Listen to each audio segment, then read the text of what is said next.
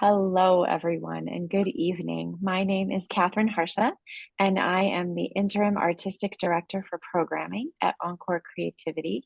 And it is my pleasure and honor to introduce to you for a third time at Encore Creativity with the Masterclasses, Katy D'Angelo. She is an Assistant Professor of English at Anne Arundel Community College, where she teaches composition and creative writing.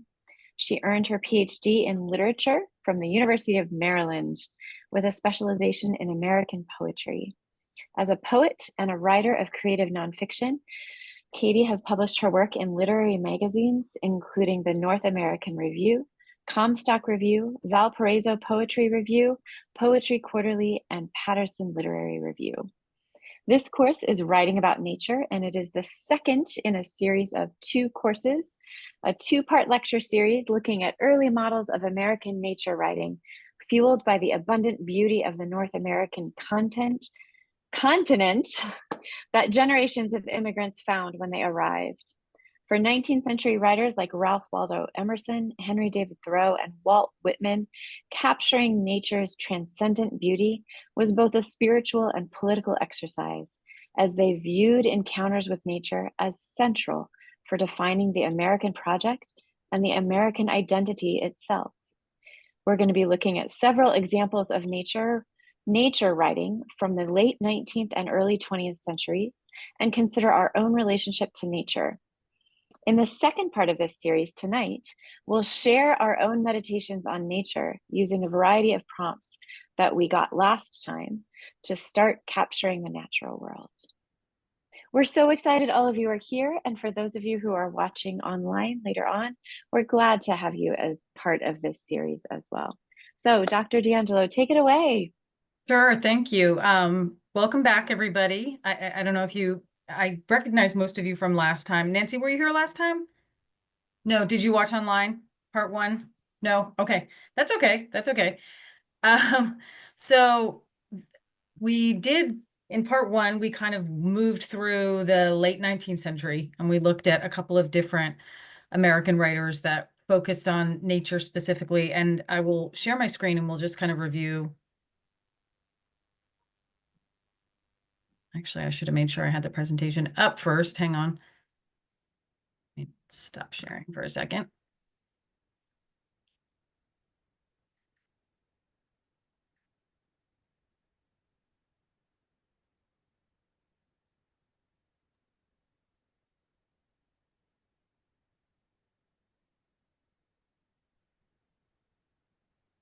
The technology that always decides to be difficult just at the crucial time, right? Sounds familiar, Nancy? You and I are both like, oh yeah, been there. Well, then I lose where it is. I open it and then I lose where it is. Okay. No worries at all. I opened it. Okay, here we go. There it comes. Perfect. So last time we looked at a couple of different attitudes that the American writers had about nature. We looked at Columbus writing when he arrived and encountered the Cuban islands and Hispaniola, and he saw these abundant, resource-rich lands that he viewed with, capitalism through the eyes of capitalism, and saw prosperity for the crown and industry. So we know that that's one attitude we have towards nature. We still have that in our country today. We looked at Anne Bradstreet, right? Oh, no. Mary Rowlandson, looking at wilderness, nature as threatening, this sort of outsider space that's the opposite of civilization. We looked at Emerson's idea of nature as a communal space, actually something that everyone in the country shared, this kind of communal experience of nature. And he looked at nature as a source of divinity, a way to access and connect with divinity, because he looked up at those stars and immediately connected it to the heavens. We saw Thoreau going and living on Emerson's property for a year on Walden Pond and viewing nature as a kind of retreat or escape from what he's now starting to see as this kind of ever-developing materialism. of the Northeast at that time. And so he's looking to kind of go back to some purity of experience in nature. And then we ended looking at Walt Whitman's poetry of really optimism, excitement. Whitman was celebrating the natural world, but he was also celebrating the cities too. He loved it all, but he's really looking at nature in terms of how it is a reflection of the self. And for Whitman, it was all about the development of the self. This is a big component of kind of American literature, American identity, right? We're about individualism. So anyways, thinking about that in terms of reviewing, one of the exercises I asked you guys to do was to reflect on these different attitudes towards nature and think about your own relationships to nature. So is there anybody who wants to maybe share what you wrote or share what you thought about this question? Sherry, you want to read? Okay, can you hear me? No. Yes. Okay. Okay, so You're a little faint. I don't know if you can, I don't know if there's a way to put the volume up. Let's see if this, is that better?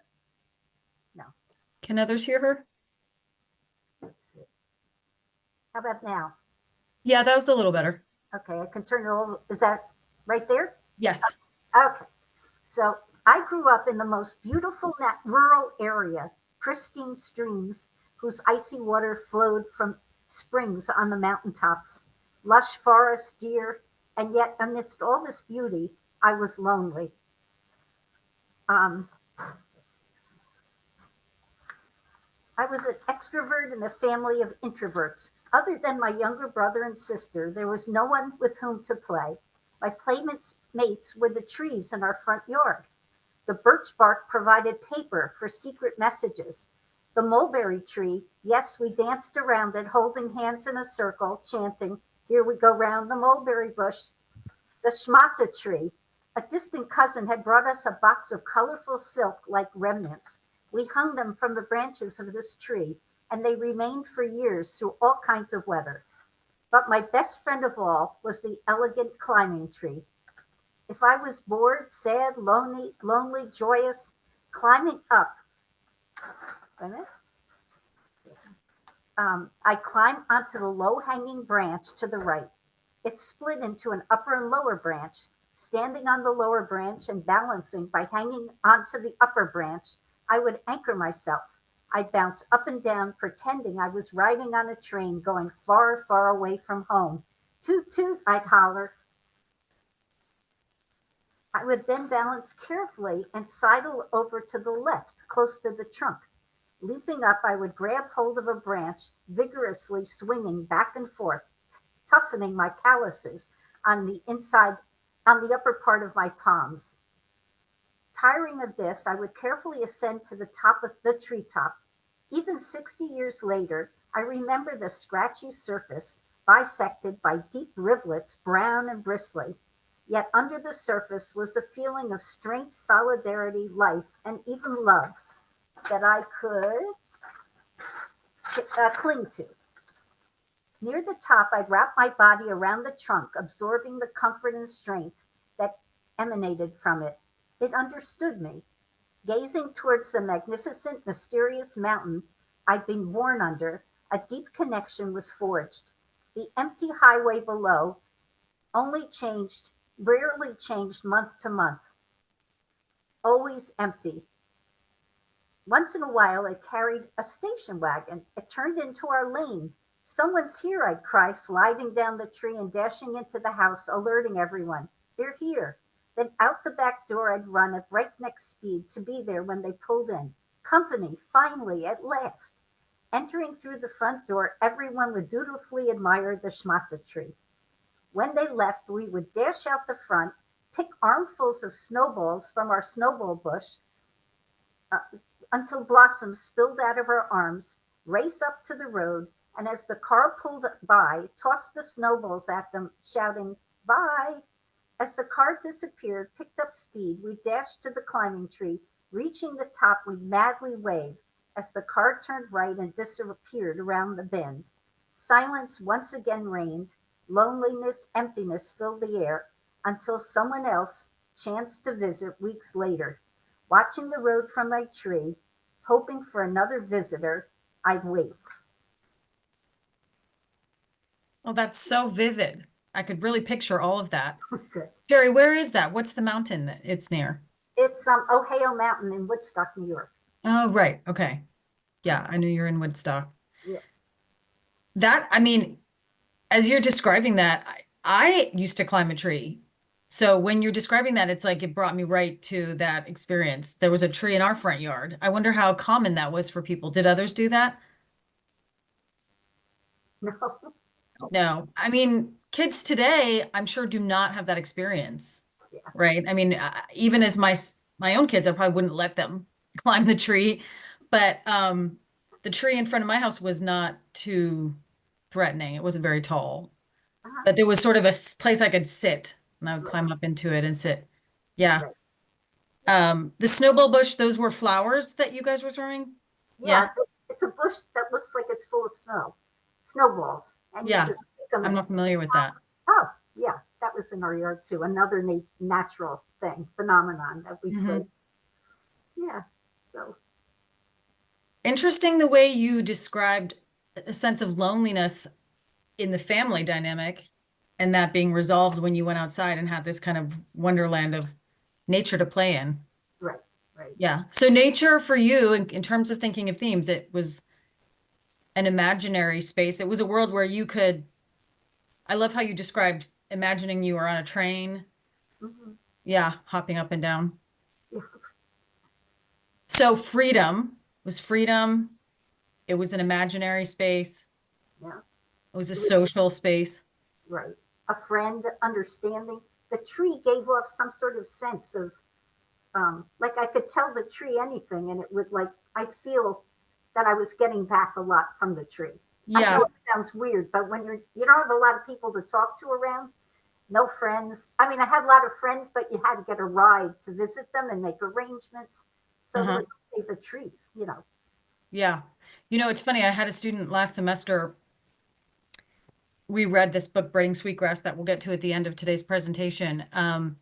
And I asked the students if they had any kind of experiences with nature. And she talked about having gone on a retreat with school where they went to like a campground for a couple of nights.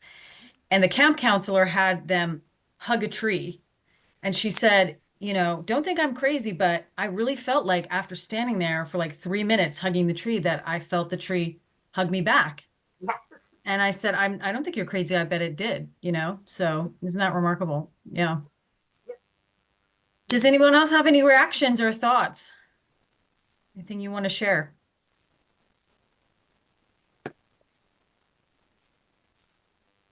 Did anybody look at any of the readers we read or writers we looked at last week? Did any of you go back and read any of their work?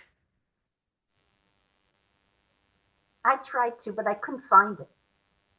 Oh, you couldn't. Okay. I couldn't figure out where it was. It didn't seem to be with the other people, other teachers where they put their stuff. Oh, just the presentation. Just the presentation. Yeah. I couldn't find it. That's just me. But. Yeah. Well, maybe they'll make it. I will make a note of that, Sherry, and see if we can put it in the right place. Okay. Yeah. So the second exercise invited you to go out and actually try to capture nature. Did anybody do that? I thought about that. But my most wonderful experience with nature was something that happened many, many years ago. And I certainly couldn't take a picture of it. And I don't know whether it exists in the same way today as it did then. Mm-hmm. Mm-hmm. When I was first married, my husband had an assignment in Mexico, and I was able to go to Mexico with him. I had flown before that, so flying was not a new experience for me. But as we flew from the southern states into Mexico, I looked down and saw this desert, absolute desert with nothing except the desert. Hmm. And that impressed me so much. It was so beautiful, just as it was. That has stayed with me. And shortly after that experience, I had to write a little meditation for a church group. And I wrote about that desert and the beauty I saw there of God's creation. And did you see it from the plane, or did you saw it from the plane? From above? Okay. Yeah. I had seen other landscapes from planes before that. Mm-hmm. But that was just, it was stark. Because it was so desolate? Yes, there was nothing there except the ground. Mm-hmm. That has stayed with me for 60 years. Wow. Yeah. And I think it made me look at other vistas more, with more feeling coming from inside. Mm. Yeah. So for you, it was a spiritual connection. There was, yeah, you could sense God there. Yep. Yeah. And isn't it interesting? I'm assuming that there wasn't any evidence of man around, no building. That's right. Yeah. Yeah. And we rarely get to encounter those kinds of spaces, because even now, if you're going to a park or something, I mean, you're going in on a road. So the fact that you could see it from above is probably the only reason why you even had access to that totally natural space. Yeah. Yeah. It was in Mexico? Yes. Yeah. Okay. Northern Mexico. Yeah. Amazing. And that image still is as ingrained in your mind now, 60 years later. Yeah. Yeah. Sherry, did you write something about an observation this week? I did, but I couldn't find it. Oh, it's okay.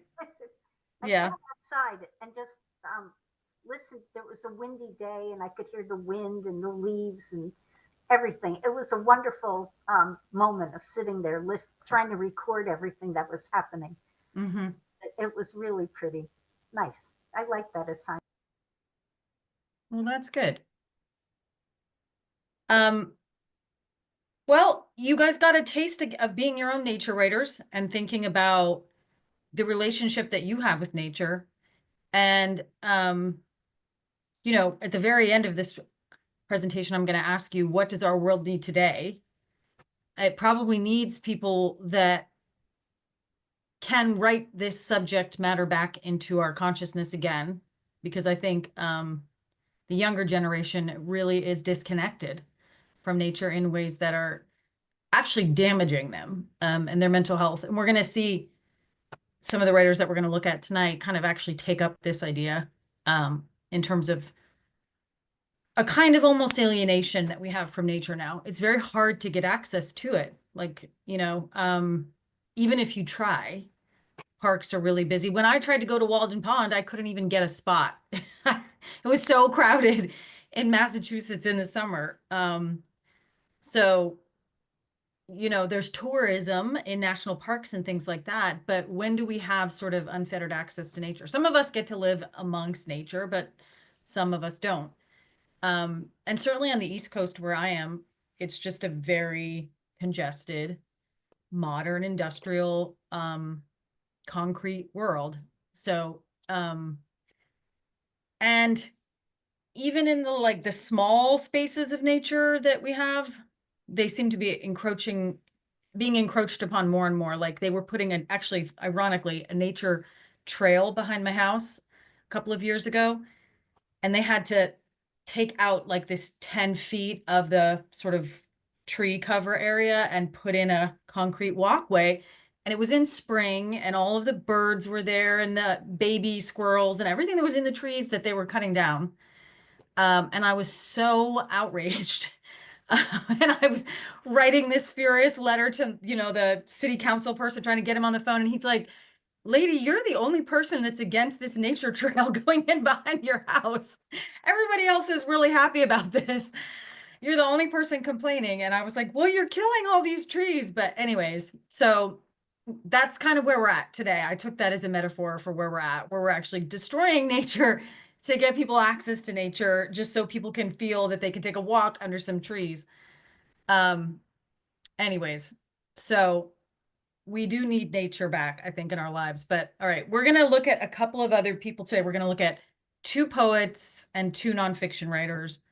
And we're going to spend, maybe less time on this second poet, but Robert Frost is now bringing us into the 20th century. And most people know Robert Frost as the sort of New England farmer poet, because his books that were most famous, North of Boston is one of them. He was living in a farm in New Hampshire. Of course, Frost had a long career. He ended up reading a poem at John F. Kennedy's inauguration in 1963. By that time, he was kind of a celebrity poet. So a lot of people knew Robert Frost at that time. And as he got older, his poems were not always about nature, but I would say that probably his most famous poems that you guys know are those poems from those early collections, which were often set in this New Hampshire farm where he lived. Oh, we are going to look at Stopping by the Woods. So we're going to look at that. The funny thing about Frost, so you can actually go to the Frost farm in Derry, New Hampshire. I've been there. And so Frost he wanted to be a poet. He wasn't a very practical man. He was sometimes working at schools as a teacher, but he wasn't very good at, making enough money to support his family. So he actually had his oldest son died at age 4 of influenza, and his wife went to his grandfather and said, you need to help us get a house that we can live in. And so the grandfather actually did buy this farm in Derry, New Hampshire. And he said Frost could live there for 10 years rent-free, basically, but he had to live there for 10 years and then he would inherit the property. So Robert Frost lived on that farm for 10 years and then he got rid of it again. They got rid of it. Actually, he didn't even live on it for the whole 10 years. He went into town for the last 2 years and rented it out because he didn't, he called himself a lazy farmer, and he didn't necessarily have it in him to have the discipline to get up and take care of the orchard and all these things. But he had a man who did that for him. He used to, at the Frost farm, they give you a tour of the house and everything. And they told us this story about how he would be out there milking his cow at like midnight because he just didn't have he didn't want to get up early in the morning to do it. So he just sort of had the cow on his schedule, of when he was going to go out there and do the milking.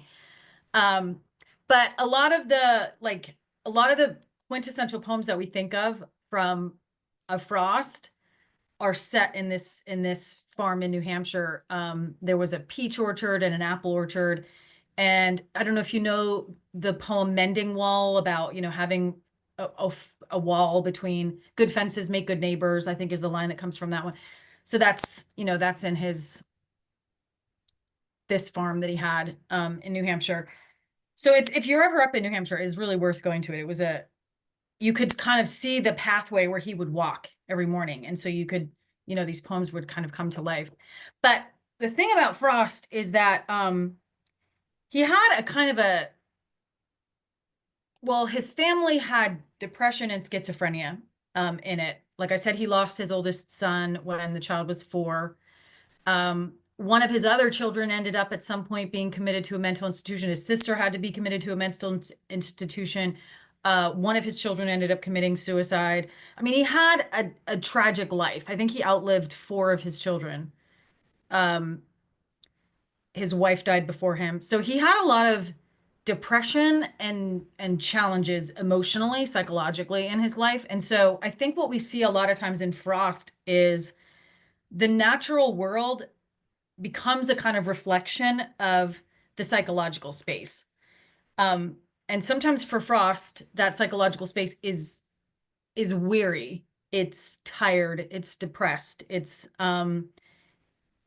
anxious about mortality, right? So there's a lot of times these things are presented in metaphor. So he's not coming right out and telling us his emotional landscape, but the emotional landscape is kind of on display in the natural landscape. So I think Stopping by the Woods on a Snowy Evening, since you guys know that one, we could look at that. Let's see.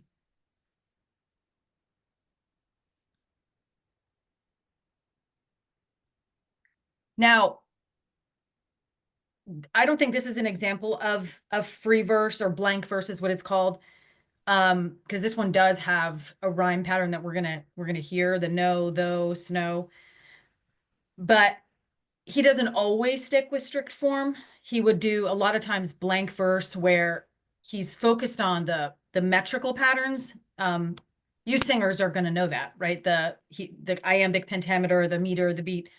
So he was always writing in metrical forms, usually with a strict iambic pentameter. Not always just the 10 beats or the 10 syllables, but the 5 beats. But he was attuned to sound that way. And that's why some of his poems are so easy to memorize, because he was so, I'm actually terrible at memorization, but in the old days, people did used to memorize poems, and Frost is a good one to do because you can hear the sort of metrical patterns. But the thing about iambic pentameter is it mirrors our natural speech. We do tend to emphasize every other syllable. So, so he's very musical in that respect. But anyways, let's just read this and think about this as a psychological landscape, what he might be saying about stopping by the woods on a snowy evening. So whose woods these are, I think I know. His house is in the village, though. He will not see me stopping here to watch his woods fill up with snow. My little horse must think it queer to stop without a farmhouse near, between the woods and frozen lake, the darkest evening of the year. He gives his harness bells a shake to ask if there is some mistake. The only other sounds the sweep of easy wind and downy flake. The woods are lovely, dark, and deep, but I have promises to keep, and miles to go before I sleep, and miles to go before I sleep. So we might just think about what jumps out at you in terms of the imagery here.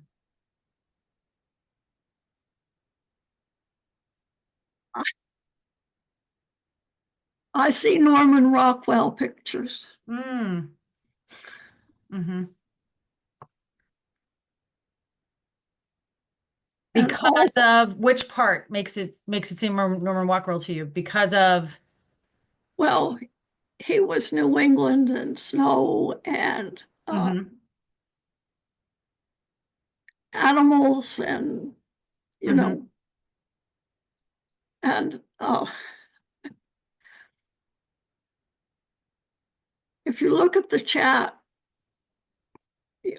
you'll see that we sang this last year. So I look at these words and I'm singing. Yes, me too. Me too. Yeah.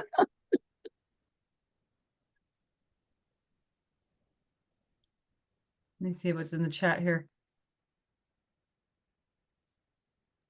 It was part of our program last year. Mm-hmm. Did you guys do it for a Christmas a holiday program in the winter? Yeah. We also go ahead.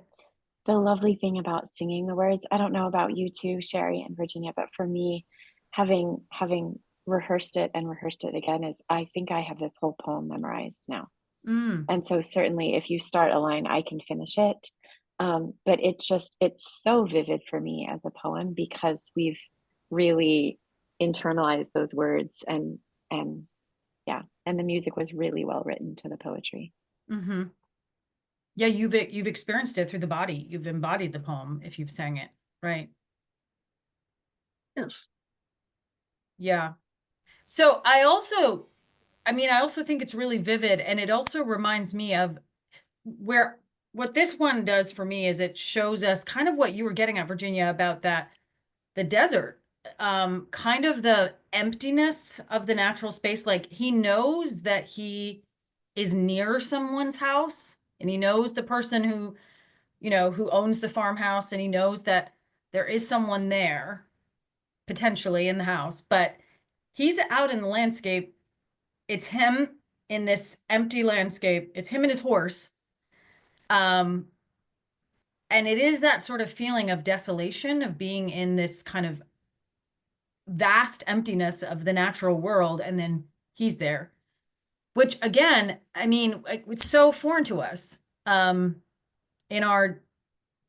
this day and age, and to have this kind of experience to us now would probably be terrifying in a way. And it's not, I don't think we get terror from him. We do get some meditations, maybe some emotional reactions to it. But that's really what I take out of it, is sort of like one person in this vast natural space. And it does seem to raise bigger questions for him about, well, this last stanza. The woods are lovely, dark and deep, but I have promises to keep and miles to go before I sleep. Miles to go before I sleep. So I also love how the horse is kind of like, did you mean for us to stop here? Why are we here? Can we get out of here? Right. But there's almost like something that's calling him into those woods that, maybe death. I mean, I don't know if that's what he's implying there in that metaphor. He has many more miles to go before he's going to go into the woods and have that experience. But there is something, sort of almost menacing or dark that's out there that he's aware of. But he doesn't stop for too long. He moves on. Yeah. So again, you're not necessarily going to look at this poem and think, well, this is a depression poem. I'm not saying that, but it is somebody who is aware of the subtleties of the emotion of the speaker, and doesn't hide them, doesn't shy away from exploring them. In the next one we look at, we might see that a little bit more. Let's go to.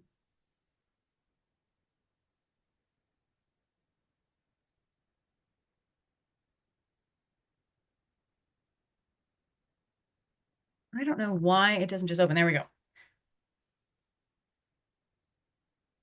Okay, birches. Actually, Sherry, this is going to align very much with what you wrote, because as you were reading your piece, I was thinking of this poem that I knew we were going to look at. Okay, and it's kind of a long one, but I'm going to just read it and then we'll talk about it afterwards. Okay, birches. When I see birches bend to left and right across the lines of straighter, darker trees, I like to think some boy's been swinging them. But swinging doesn't bend them down to stay, as ice storms do. Often you must have seen them loaded with ice a sunny winter morning after a rain. They click upon themselves as the breeze rises and turn many-colored as the stir cracks and grazes their enamel. Soon the sun's warmth makes them shed crystal shells, shattering and avalanching on the snow crust. Such heaps of broken glass to sweep away, you'd think the inner dome of heaven had fallen. They're dragged to the withered bracken by the load, and they seem not to break. Though once they are bowed, so low for so long, they never right themselves. You may see their trunks arching in the woods, years afterwards, trailing their leaves on the ground, like girls on hands and knees that throw their hair before them over their heads to dry in the sun. But I was going to say, when Truth broke in, with all of her matter of fact about the ice storm, I should prefer to have some boy bend them as he went out and in to fetch the cows. Some boy too far from town to learn baseball, whose only play was what he found himself, summer or winter, and could play alone. One by one, he subdued his father's trees by riding them down over and over again, until he took the stiffness out of them.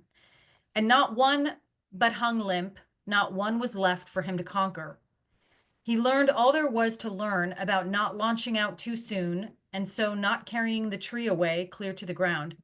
He always kept his poise to the top branches, climbing carefully with the same pains you use to fill a cup up to the brim, and even above the brim.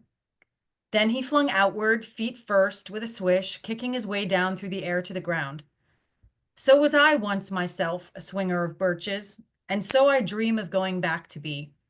It's when I'm weary of considerations and life is too much like a pathless wood, where your face burns and tickles with the cobwebs broken across it, and one eye is weeping from a twig's having lashed across it open.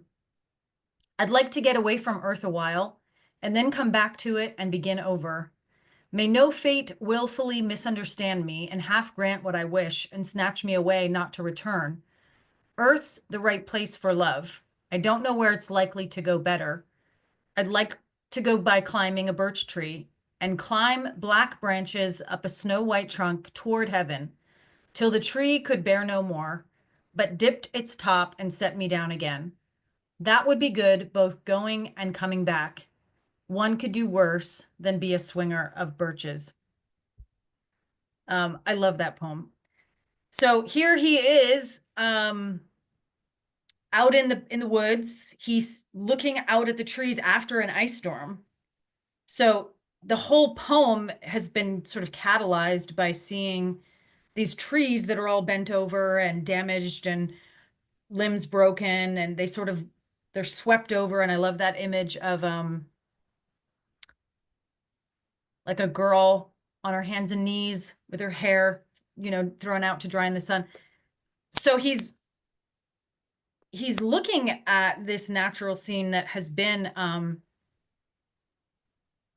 through a trauma of nature, through a violent storm, potentially. And then it kind of pushes him into this other imaginary space of imagining that these trees ended up bent over from a boy, who's kind of out there mastering the trees and riding them and swinging on them. And that's actually how they ended up bent over. And then we get this whole idea that he once was a swinger of birches. So you kind of get the impression as we go. So let's just ask this question. How old do we think is the poet where is the poet who's writing this poem? At what point in his life is he writing this? He's older. He's older. Yeah. He's thinking fondly of his youth when he had that kind of energy and unstoppable, I don't want to say power, but potential, right? Energy that he could do anything, could bend the world to his will, was going to master it all. I mean, we know that's how you are when you're young. That's what you think. And then life gives you a reality check somewhat. And here we have maybe what his real emotional condition is now. When I'm weary of considerations and life is too much like a pathless wood. You guys that may have jogged in your minds the poem, The Road Not Taken, where he has the choice between going in two divergent paths in the woods. I don't know if he's consciously referring to his own poem right there, but it makes me think of that. Life is too much like a pathless wood. You don't know where you're going. There isn't a clear path. Where your face burns and tickles with the cobwebs broken across it, and one eye is weeping from a twig's having lashed it across it open. So this is somebody who's been kind of maimed by life a little bit. He's a little bit more weary than he was as a child. And we even get this idea, I'd like to get away from Earth for a while and then come back to it and begin over. So I'm not saying it's suicidal, but there's a weariness, a tiredness of having to go through the exercise of life. And then he says, may no fate willfully misunderstand me and half grant what I wish and snatch me away. He's, you know, he doesn't want to have it literally happen to him. But I love this idea. He's sort of imagining that his ideal way to die would be to be climbing on a birch tree up to heaven until the tree can't hold him anymore, and it's going to bend him down back to earth. And so we almost get this idea of like, this is where reincarnation will happen for him, that he's going to climb up to heaven. And when, you know, earth puts him, when he's put back down on earth, he may be someone else. I don't know. So there's a lot going on in this poem. And that's kind of my interpretation of it. Does anybody have any other thoughts or reactions or just lines that were memorable about it?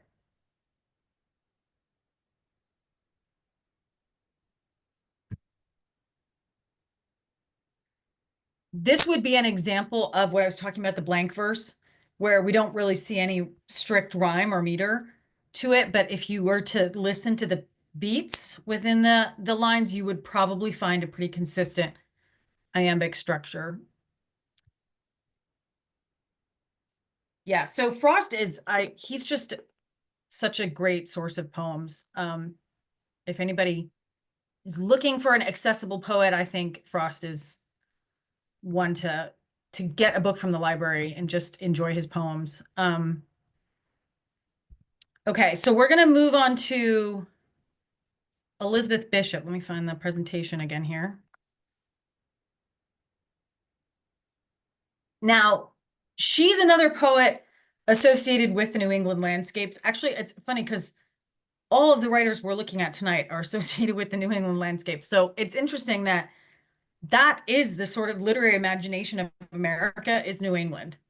Isn't that interesting? Not to say that we don't have writers from the West and other parts of the country, but the ones that I think of that you know, in the sort of overall oeuvre of American literature, when we think of nature writers, they're generally in New England. So, so anyway, Elizabeth Bishop was also from New England. She had a more difficult childhood in that her father died when she was very young. Her mother went to a mental institution, and I think died by the time she was maybe 8 or something like that. So she was raised by relatives and often had to move around. So one of the things that did for Elizabeth Bishop is she often writes from the perspective of being an outsider, because she kind of felt like an outsider in various places that she was.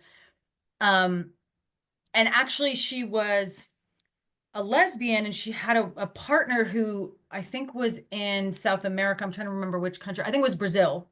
So she followed her lover to Brazil and lived for maybe 9 years in Brazil with her. And then her partner committed suicide, and then she had to come back from Brazil. But even in going to this foreign country, you know, she kind of had this perspective as an outsider, which in some ways, you know, that's lonely, but in other ways, it makes you this fantastic observer, because everything is strange and everything is other.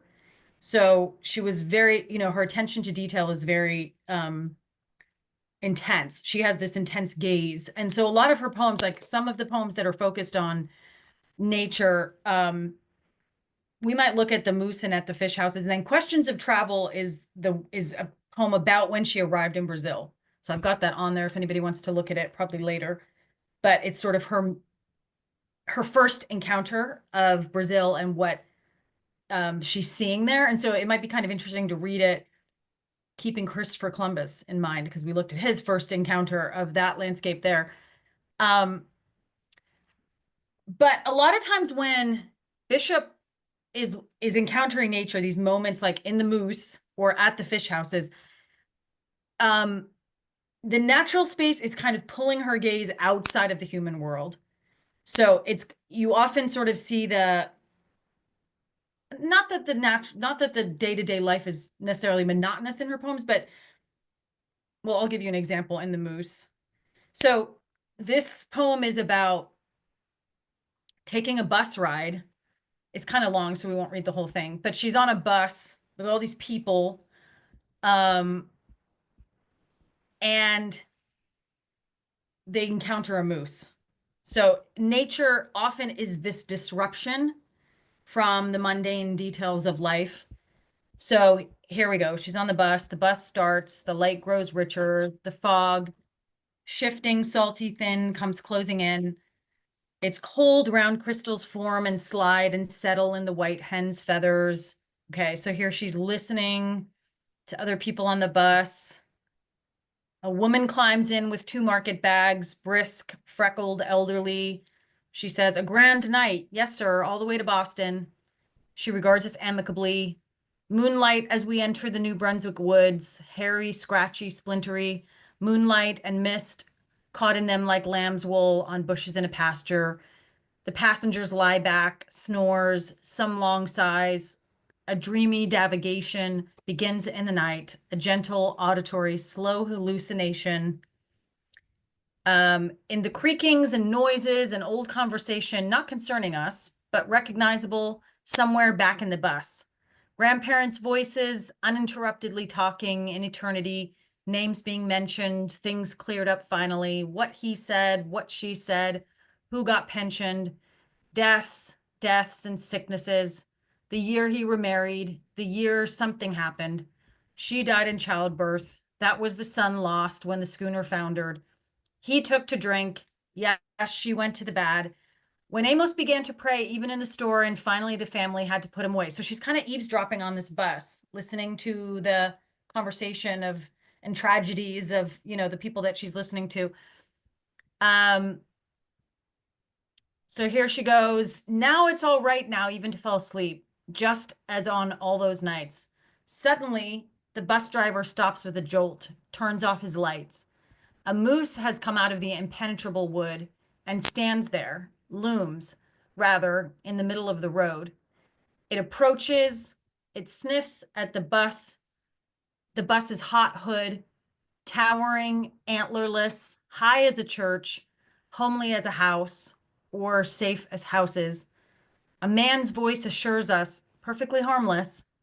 Some of the passengers exclaim in whispers, childishly, softly, "Sure are big creatures. It's awful plain. Look, it's a she." Taking her time, she looks the bus over, grand, otherworldly. Why do we all feel, the sweet sensation of joy?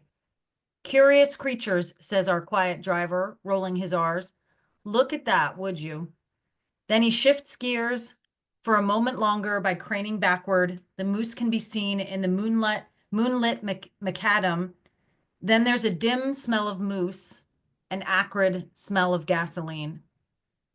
So in this poem, I mean, this is a good example of, I think, a Bishop experience of nature, where nature is this kind of like abrupt interruption to the mundane of day-to-day life. And in this case, of what she's listening to on the other passengers in the bus, kind of the tragedies of life that happen. So again, I started off with her own mother's mental illness. Like Frost, she's dealing with a lot more kind of psychological terrain in the poetry.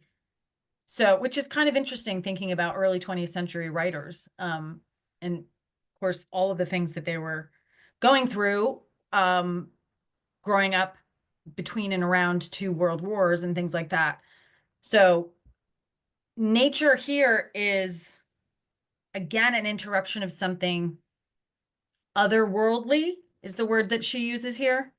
Grand, otherworldly, almost divine, although she doesn't put it in that spiritual religious language like we saw Emerson do, or even Whitman.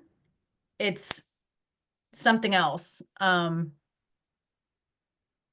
don't know. So that's a good example of that one. Let me see. There's another one called At the Fish Houses that I like as well. Her poems tend to be very long, and very detailed. So she's a good example if you are wanting to do nature writing. She's a good example of a model because she's so precise. And she would actually had a teacher once who studied with her, I think at Harvard, because she ended up dying in maybe like 1979.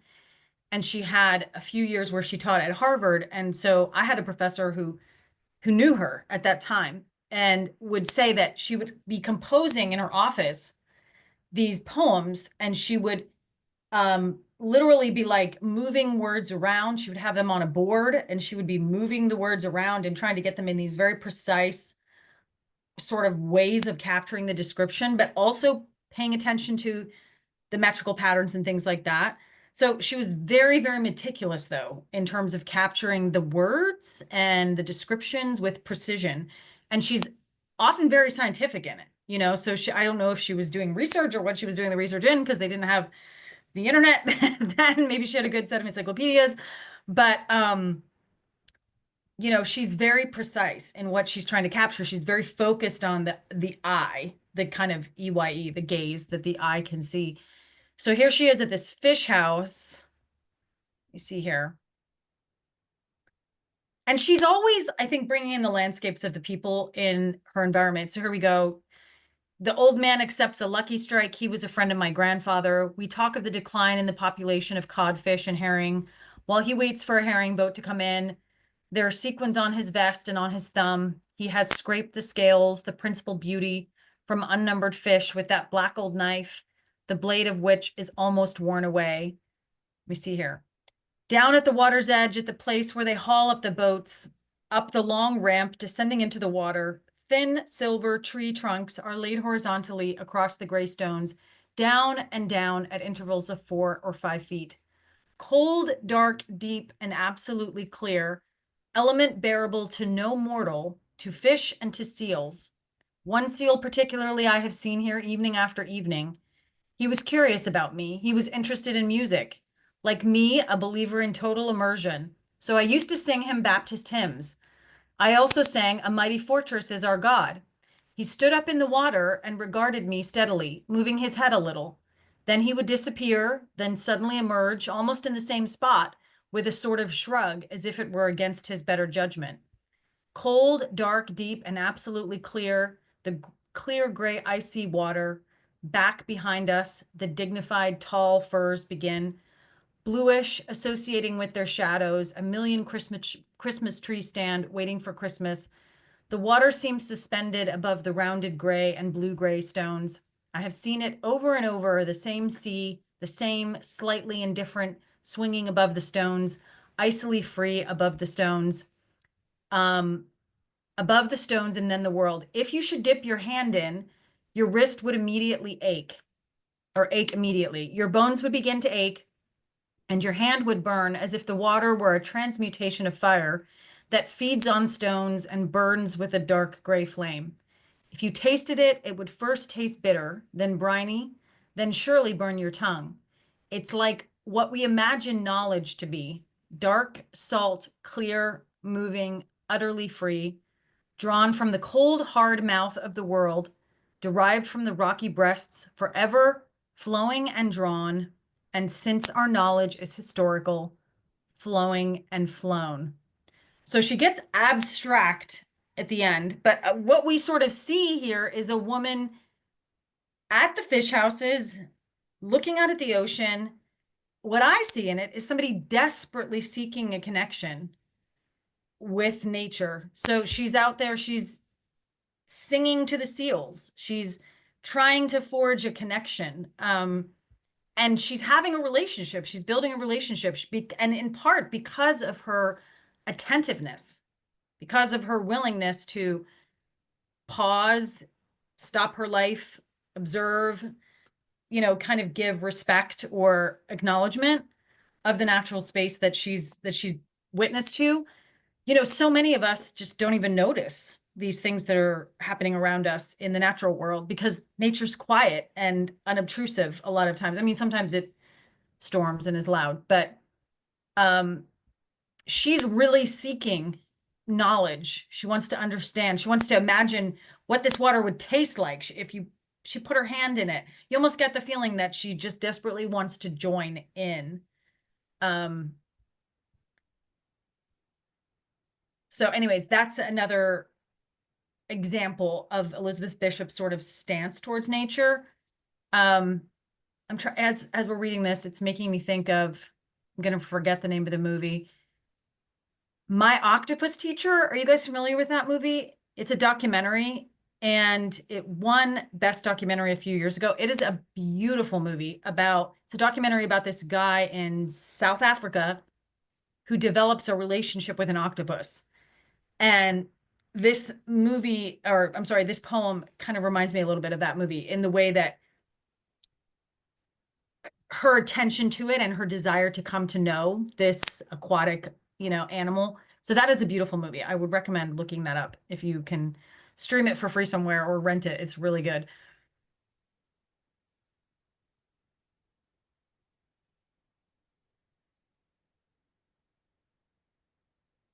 Okay, so the next person we're going to look at is Henry Beston, and he is a nonfiction writer.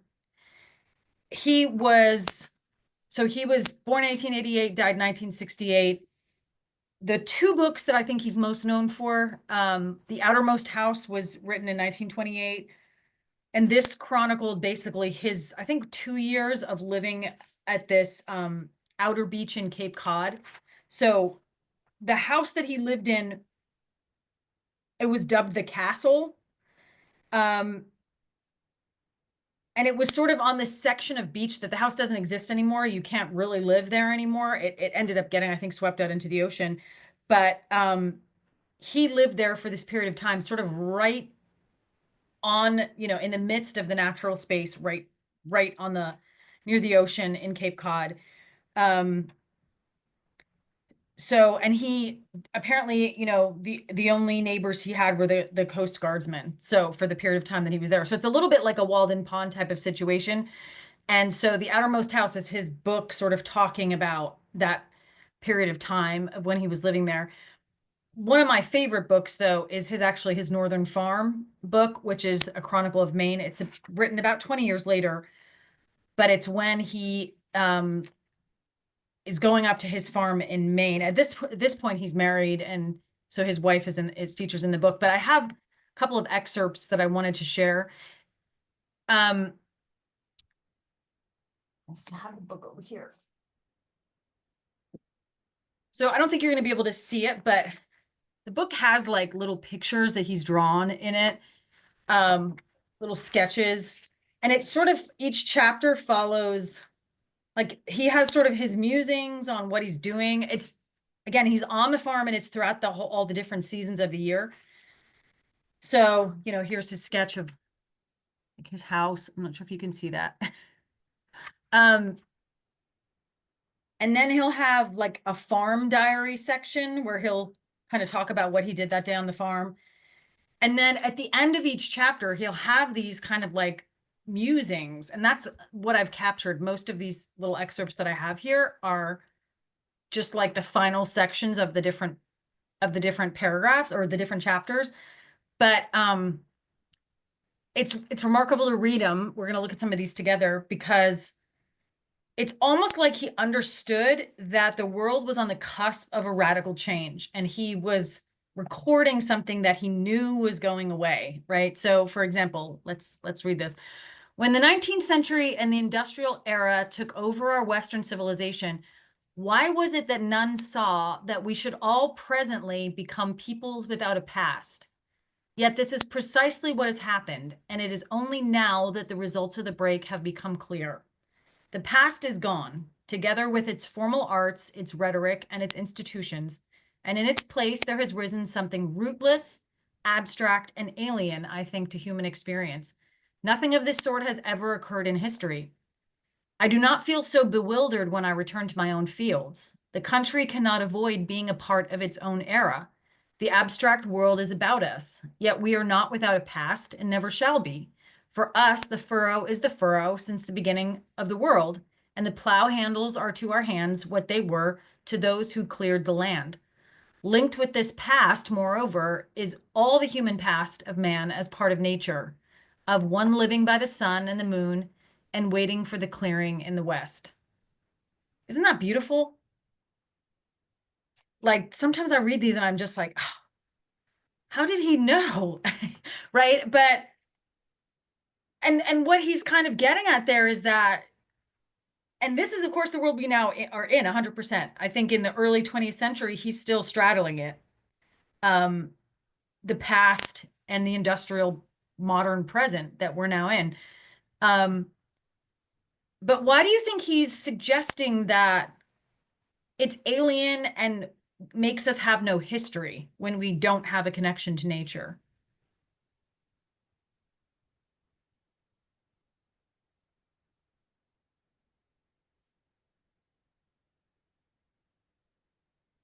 I mean, and when you think about it, sort of the rituals that we have in modern world, especially some people, you know, their day-to-day life is getting up and driving in a car on a highway to an office, where they sit under unnatural lighting for 8 or 10 hours a day, and then they get back in the car and etc. Right? So he's suggesting that these are not natural patterns, you know, for humans. And really, when you think about it in the terms of the long history of human experience, it's such a short blip that we've been doing this for. And really, we have a much longer history of working the land and holding the plow and, you know,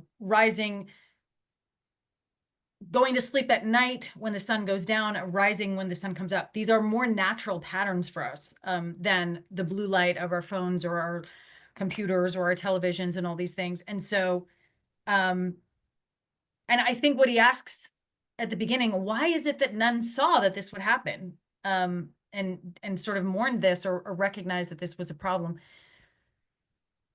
So here's another one. One aspect of the machine world which has not had sufficient attention is the relation of the machine age to the mystery of human joy. If there's one thing clear about the centuries dominated by the factory and the wheel, it is that although the machine can make everything from a spoon to a landing craft, a natural joy in earthly living is something it never has and never will be able to manufacture. It has given us conveniences, often most uncomfortable, and comforts, often most inconvenient. But human happiness was never on its tray of wares. The historical result of the era has been an economic world so glutted with machine power that it is being shaken apart like a jerry-built factory, and a frustrate human world full of neurotic and ugly substitutes for joy. Part of the confused violence of our time represents, I think, the unconscious search of a man for his own natural happiness. He cannot live by bread alone, and particularly not by sawdust bread. To speak in paradox, a sense of some joy in living is one of the most serious things in all the world. So also a pretty accurate reflection of where we are, you know, like 100 years after he's written this book. It's amazing that he did this in 1948. Yes, I know. Sometimes I read this and I'm just like, how did he know this? How could he be so accurate about what he's saying? But I guess he kind of intuitively understood that this is where humans get joy. And when you think about the issues with our mental health of our younger generations of people, and if it's really as simple as get them out into nature, get them to disconnect from these computer mediated devices that they're doing everything through and get them back into the real tangible world, could be as simple as that. I mean, he's suggesting that without that, we are a world full of neurotic and ugly substitutes for joy. Actually, as I'm reading this, I'm thinking about how all the writers we've looked at so far are people who have a much kind of darker worldview than we saw in the 19th century. And obviously, I mean, there's reasons why in the 20th century people did, they went through, of course, the shock of World War I, and then the shock of World War II, and something like the Holocaust being able to even happen, right? Which people didn't really even learn about until after the war. So it was kind of a century of traumatic revelations and violence. So it's no surprise that people would have a darker view. But one of the things that he's writing about, Henry Beston is writing about, is kind of this disconnection that's happening in the world around him of people from having this connection to nature and this link to their histories. So here's another little passage. This is not actually the ending of a chapter. This is one of his kind of like an example of him doing something on his farm. So the seed catalogs are arriving again, and as I take them from their brown envelopes and study them at the kitchen table, I muse again on the dogmatic assertion with which I often make, that the countryman's relation to nature must never be anything but else but an alliance. Alas, I know well enough that nature has her hostile moods, and I'm equally aware that we must often face and fight as we can her waywardness, her diving profusion, and her divine irrationality. Even then, I will have it. The alliance holds. When we begin to consider nature as something to be robbed greedily like an unguarded treasure, or used as an enemy, we put ourselves in thought outside of nature, of which we are inescapably a part. Be it storm or flood, hail and fire, or the yielding furrow and the fruitful plain, an alliance it is, and that alliance is a cornerstone of our true humanity. Now, that made me think about, would people say that today, that we are in an alliance with nature? Or would people focus on the divine irrationality of nature? The floods, the storms, the superstorms, the hurricanes, the threatening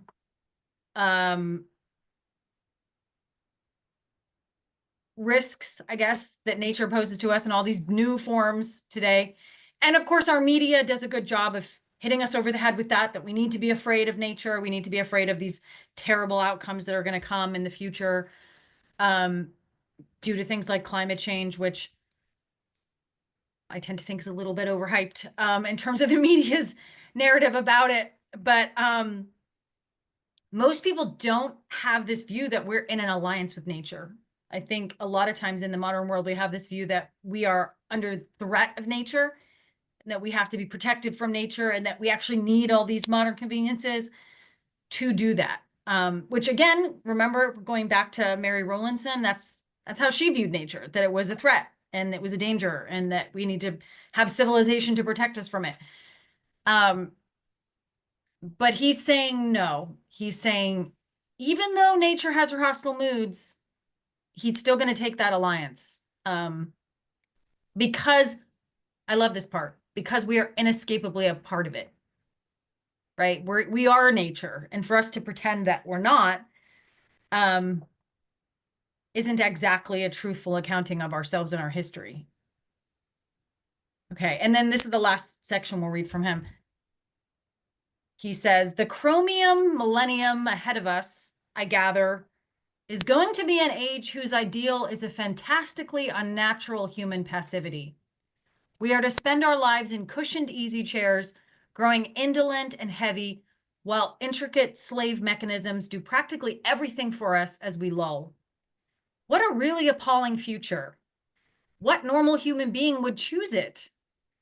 And what twist of spirit has created this sluggish paradise? No, I do not mean that we should take the hardest way. Compromises are natural and right, but a human being protected from all normal and natural hardships is simply not alive. So if my kids ever have kids, I think I'm going to put this on something above the crib. A human being protected from all normal and natural hardships is simply not alive, right? But I mean, exactly how crazy accurate is this of where we are now?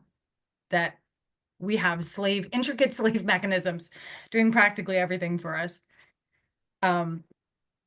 Okay, so in Henry Beston, we get some warnings about the future without nature, which as we're seeing, we're kind of already there. We're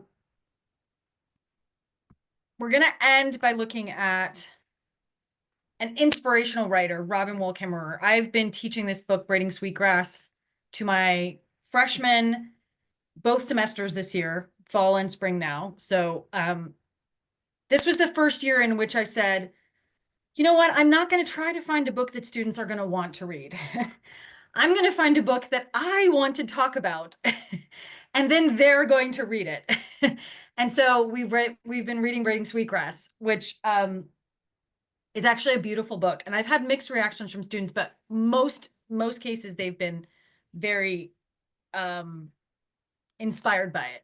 I would say most students have really actually enjoyed reading it. So she's a Native American. She's a Potawatomi botanist.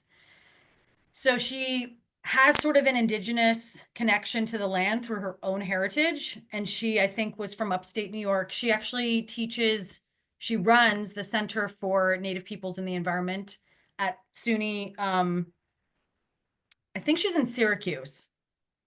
So SUNY's College of Environmental Science and Forestry. I put her faculty page on here if anybody wants to look at it. But this book, Braiding Sweetgrass, she wrote in 2013. And one of the things that I think is really powerful about it is she's not, because she is a scientist, she's not dismissing the modern scientific world, and she's not dismissing the value of science and what it has added to our understanding of nature. But she's also trying to weave back in indigenous ways of knowing, indigenous traditions in terms of our connection to the land and the responsibility that we have to the land. One of the things she does in the book is she tells a story of asking her intro, I think, botany students of their impressions of humans in relation to nature. And she was shocked to find that almost all of her students said, humans are simply destructive to nature. Humans are bad for nature, and humans should be removed essentially from nature. And so she was shocked that overwhelmingly, and these are students who are going into botany, so they're people who care about nature, they're people who presumably enjoy being in nature, but they themselves, their attitude is that humans are innately bad and destructive and harmful. And again, I think that's a message we get a lot at us from the media, that this is the way it is. Now, some humans certainly are, and we see a lot of destruction and pollution and things of the environment, but really what her book is doing is kind of challenging that, because when she's kind of bringing in parts of her own Native American traditions, which a big theme of the book is reciprocity, the give and take. You have to receive something with gratitude, but part of that responsibility, what gratitude does is it actually puts you in a relationship with the thing, and it gives you a responsibility and an obligation to give something back. So when we take something from nature, we actually have to respond and give something back to nature. And so there's this kind of mutual support and mutual sustenance that's going on between indigenous people and nature, because they recognize if they don't care for the land can't care for them. And, of course, there's a totally different tradition in Native American cultures. They were not about private property. They were about the communal property. And nature was there to provide for everyone. No one was supposed to take and exploit and commercialize. So anyways, the book covers a lot of these different responses, different traditions, different narratives about one's relationship to nature. And so really what I think the book overall invites you to do is just consider your own relationship to nature. And really one of the big questions she's asking, there's a chapter called The Sacred and the Superfund where she goes through, and Sherry, you might know a little bit about this. It's 24 Superfund sites that are in the sort of Syracuse, central New York area. So these areas that are completely polluted, they've been declared Superfund sites, and they happen to be on the land that were originally, it's around Onondaga Lake, and it was the Onondaga Nation. It was their lands, actually in the treaties. It was legitimately their land. But during the Revolutionary War, George Washington actually turned the soldiers and said, massacre this tribe. So they really thinned out the population of the Onondaga Nation, and then they just took the lands. So even though the federal government had agreed to a treaty and it was supposed to be the Onondaga Nation's land, they took the land and ended up polluting the lake. It was one of the most polluted lakes in the country and ended up being the Superfund site. And now the tribe simply wants to restore the land.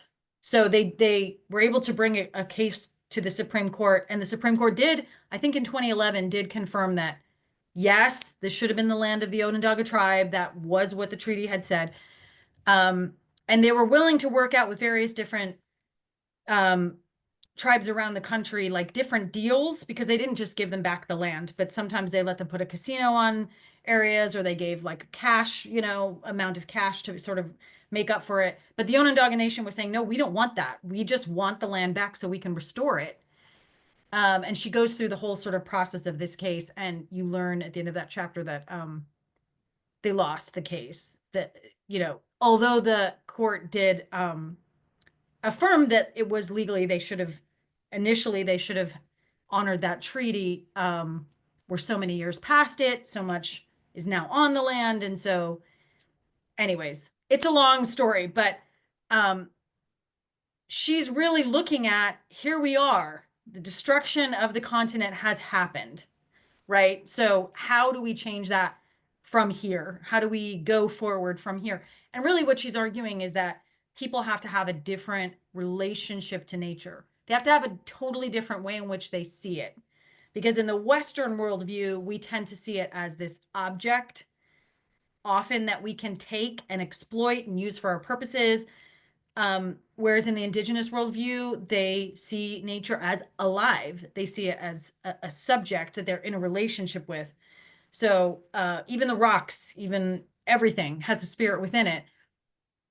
And so you're going to have a different sort of response to the natural world if you're seeing it that way, if you're perceiving it as imbued with spirit and its own subjective thing. Anyways, okay, so that's a bit of a summary of sort of her arguments in the book, but it is just, it's a nonfiction collection. So it's in a series of chapters and you can really read each one and just think about her arguments in it. But I've included an example of one that we might just look at the beginning of. I think I included this last fall, Sherry, The Gift of Strawberries, just because I love her descriptions. And I think we looked at it early in that class. But she says, in a way, I was raised by strawberries, fields of them, not to exclude the maples, hemlocks, white pines, goldenrod, asters, violets, and mosses of upstate New York, but it was the wild strawberries beneath dewy leaves on an almost summer morning who gave me my sense of the world, my place in it. Behind our house were miles of old hayfields divided by stone walls, long abandoned from farming, but not yet grown up to forest. After the school bus chugged up our hill, I'd throw down my red plaid book bag, change my clothes before my mother could think of a chore, and jump across the creek to go wandering in the goldenrod. Our mental maps had all the landmarks we kids needed. The fort under the sumacs, the rock pile, the river, the big pine with branches so evenly spaced you could climb to the top as if it were a ladder, and the strawberry patches. White petals with a yellow center, like a little wild rose, they dotted the acres of curl grasses in May during the flower moon. I'm not going to say that word. We kept good track of them, peeking under the trifoliate leaves to check their progress as we ran through on our way to catch frogs. After the flower finally dropped its petals, a tiny green nub appeared in its place, and as the days got longer and warmer, it swelled to a small white berry. These were sour, but we ate them anyway, impatient for the real thing. You could smell ripe strawberries before you saw them, the fragrance mingling with the smell of sun on a clamp ground. It was the smell of June, the last clay of school, when we were set free, the strawberry moon. I'd lie on my stomach in my favorite patches, watching the berries grow sweeter and bigger under the leaves. Each tiny wild berry was scarcely bigger than a raindrop, dimpled with seeds under the cap of leaves. From that vantage point, I could pick only the reddest of the red, leaving the pink ones for tomorrow. Even now, after more than 50 strawberry moons, finding a patch of wild strawberries still touches me with a sensation of surprise, a feeling of unworthiness and gratitude for the generosity and kindness that comes with an unexpected gift, all wrapped in red and green. Really? For me? Oh, you shouldn't have. After 50 years, they still raise the question of how to respond to their generosity. Sometimes it feels like a silly question with a very simple answer. So we can pause there, but you guys know the kind of strawberries she's talking about, these little wild strawberries that are like a weed, right? In fact, I'm always, after I read this chapter, I stopped doing this practice, but I'm constantly weeding them out of my garden because they tend to take over everything, because strawberries do, they put out their shoots, right? And that's kind of her point, is that nature is so abundant in its generosity. And we often don't even notice, right? I mean, we put weed killer down. We try to get rid of the dandelions from our grass. Dandelions are some of the healthiest greens you could eat. You know, they're going to completely detoxify your liver and support your whole body's health. And we call them weeds and put pesticides to get rid of them, right? We often don't know about these wild strawberries. I asked my students if they even knew what these wild strawberries were she was talking about. Actually, it was sad. I asked my students if they had even gone strawberry picking at all in their lives, even to a real strawberry patch with the big strawberries. Not a single student had ever gone strawberry picking in like 5 sections of classes now. So they don't even know that experience, but never mind the mini tiny strawberries, right? Which we don't know because they don't get to the grocery store, because they don't really, they're not sustainable through the process, through the transportation, and in our sort of globalist agricultural system where food is shipped across, on a plane. These little wild strawberries would not survive that and end up in a form that people would buy. So therefore, most people don't even know that this variety even exists, right? Yet at the same time, if you were to go and, look in your grass, if you don't put a weed killer on it, you would find an abundance. You could probably feed yourself for a week on the greens that are just growing in your grasses, right? And so it's remarkable. I mean, I am a gardener, and I love that. When you open up a seed pod of any fruit, there's not just one seed in there. There's like hundreds of seeds in there, right? I mean, there's so much. And yet we're told that there's not enough nature to sustain the population at this point, that we don't have enough food to grow to feed the population. It's not true. Now, we don't have, maybe through a system of agriculture that can profit corporations, maybe it's not going to work out in that dynamic quite the way they want, but there certainly is enough from nature if we all kind of took it upon ourselves to participate in this process, right? And sustain and grow and support the life of our natural things, rather than put weed killers and pesticides. We're so focused a lot of times on killing them and getting rid of them, getting them out of the bed, So anyways, this is just a good example of a writer who's giving us a very optimistic kind of way of thinking about nature in a completely necessary way, I think, in the 21st century. Like, we have to revitalize what's been lost.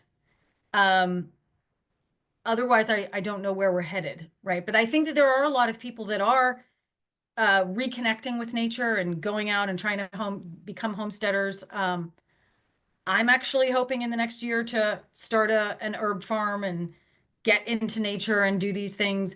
So I think that there is a kind of movement that's happening on the ground, because as we're learning more and more about the toxicity in our foods and the toxicity in sort of big agriculture, or big agricultural methods are so horrible to the animals and to the the vegetables and to the soil, frankly. So I think a lot of people are kind of learning about that and wanting to initiate a change. And this is a writer who I think is really on the cusp of that. And she offers some beautiful thoughts in terms of how we can bring some of that history back that Beston was talking about has been lost. She's kind of giving us access to her tribal ancestry's knowledge, this pool of knowledge that has been lost to us, because of course, Native Americans were pretty much actively genocided throughout much of our history. And there was a reason why that knowledge was suppressed. And so she's kind of bringing it back and offering it to a wider audience. So if you are looking for a beautiful book, this one is, I would highly recommend it. So I think we're pretty much out of time, but I guess I just want to ask you guys your thoughts, your biggest takeaways from these lectures, maybe how considering all these writers has kind of deepened your understanding of American literature, American identity. And then what kind of nature writing do you think we need in our culture? What do you wish younger generations understood about nature? I want to thank you for this. It's been very informative. I just wish we had had more people and could have had some more discussion. It's an important topic. Yeah, thank you, Virginia. No, I agree. It would be nice to have more people. I don't live in the city.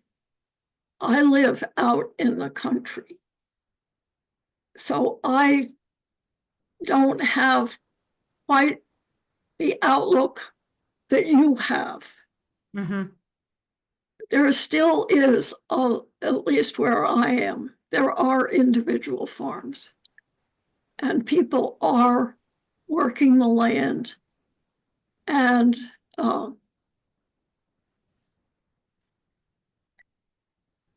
probably more knowledge than you might expect.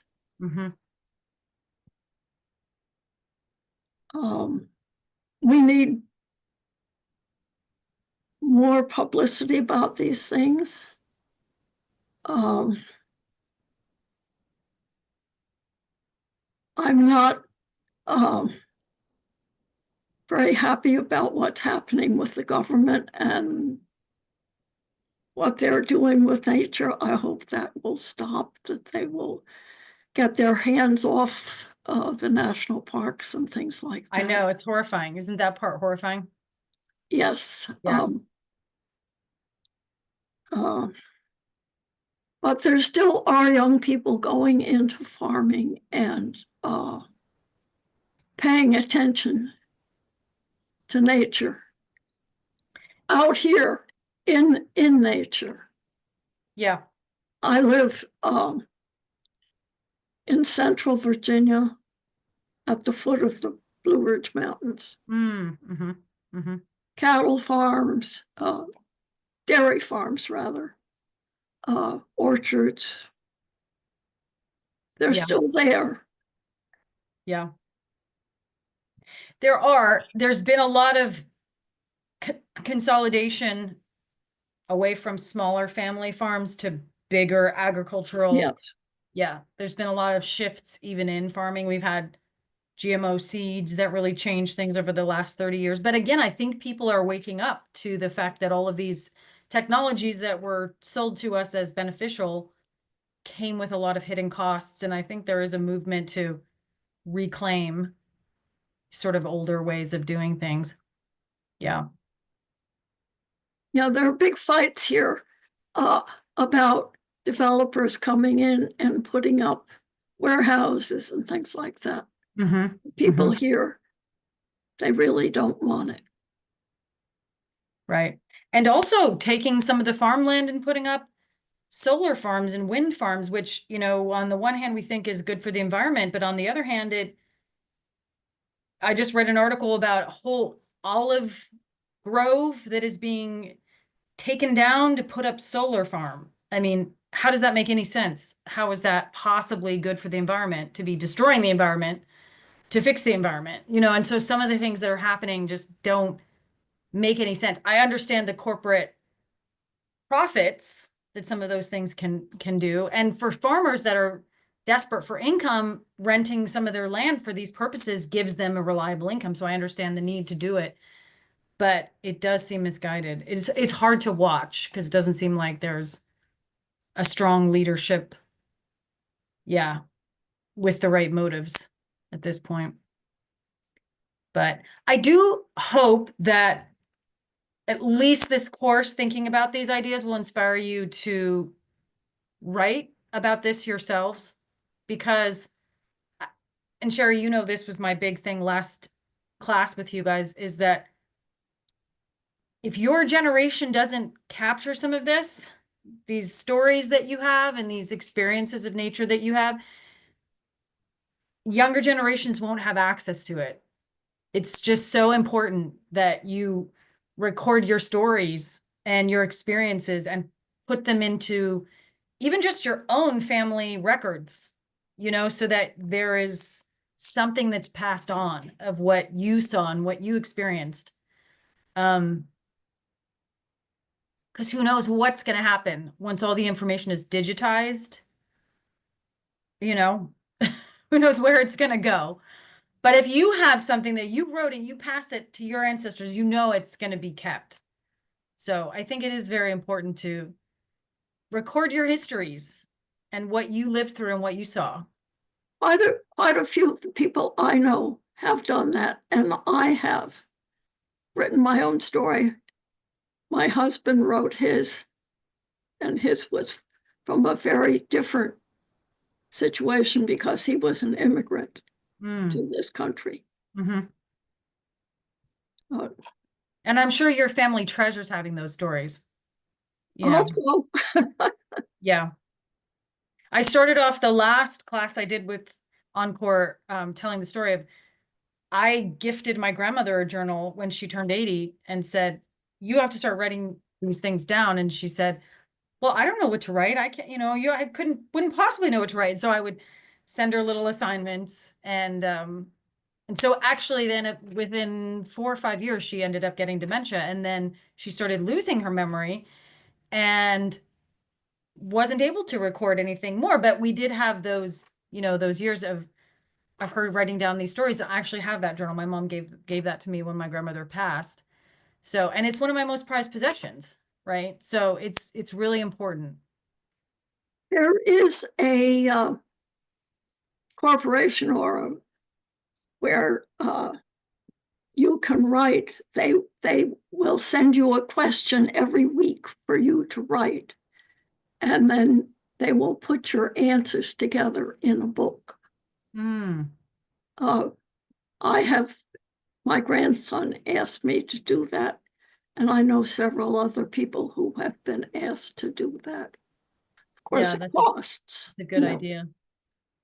Yeah. But some things are being written down. Yeah. Well, that's all I have. It was really lovely to get to know you guys a little bit more. And I'm happy to answer any questions or anything else. No, thank you. I have enjoyed this.